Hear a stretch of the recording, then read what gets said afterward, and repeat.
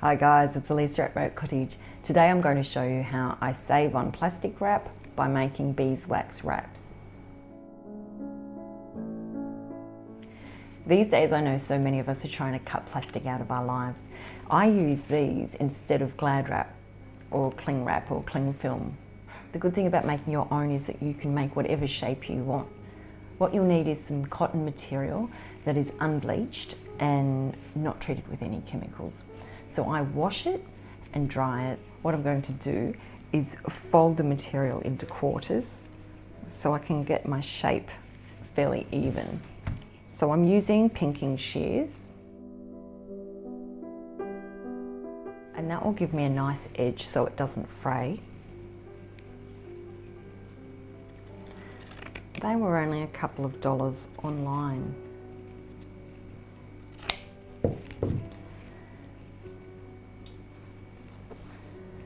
And there's my oval. Next, you just want to iron the material to get all the creases out, because once you paint it with the beeswax and you have beeswax on it, any creases will be permanently there. So you just want to get those out. Next up we have the beeswax. Now this saucepan I purchased at the op shop, and it's got a nice solid base, and you don't have to have the temperature on very high when you're melting beeswax. You can just do it nice and slowly. Now, I purchased my beeswax in a big block because it is so much cheaper. I can get a huge, big block of beeswax, which is filtered and clean, for $20. Whereas if I was to buy the same amount in pallets, I'd be spending about $70. And that's just ridiculous to me. So I have this dedicated saucepan, which only cost me a couple of dollars.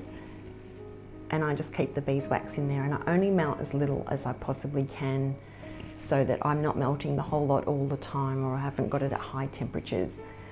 And it stays clean because the lid's on it like that.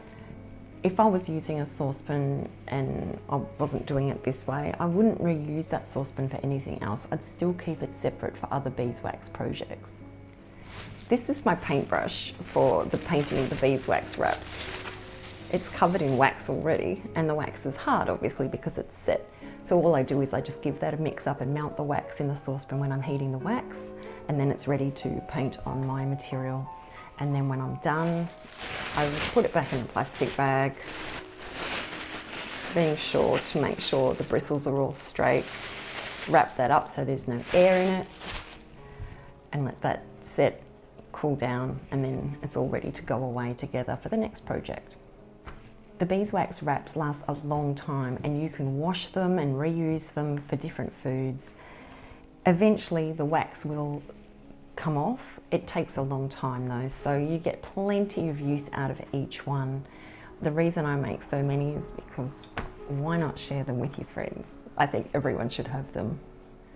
I'll melt some of this wax on the stovetop. I just want to melt the wax off the brush, not melt the bristles, so don't leave it too long on there, just melt the end of the brush. We have plenty of wax there to make our beeswax wrap now. All you do is paint the beeswax on. Try and get it as even as you possibly can.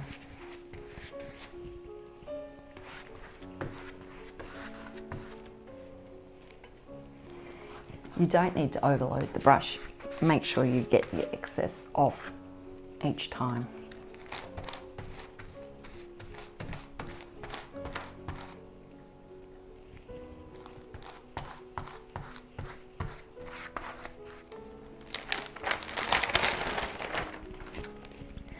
Wait till it dries before you peel it off. I like to paint both sides so that it's completely sealed and waterproof.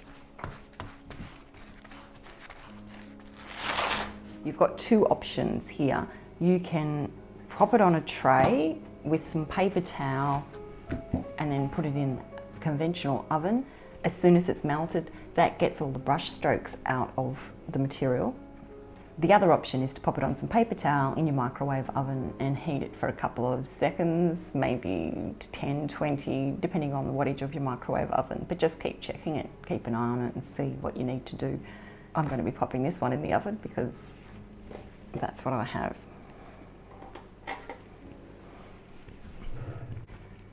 The beeswax is dry in the material and the beeswax wrap is ready to use. So to use it, you mould it and the heat of your hand will hold it into place because it melts the wax and then it dries and sets. So you can seal it how you want. Now I haven't made this particular beeswax wrap for this plate because I've made it for a block of cheese and I don't have one at the moment to put it on. So I'm just showing you how it sits like that.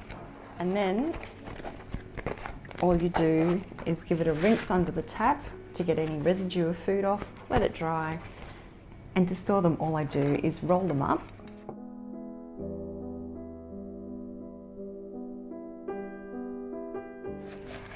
And that just helps to keep them in a manageable, easy way where they're not going to get damaged or bent up.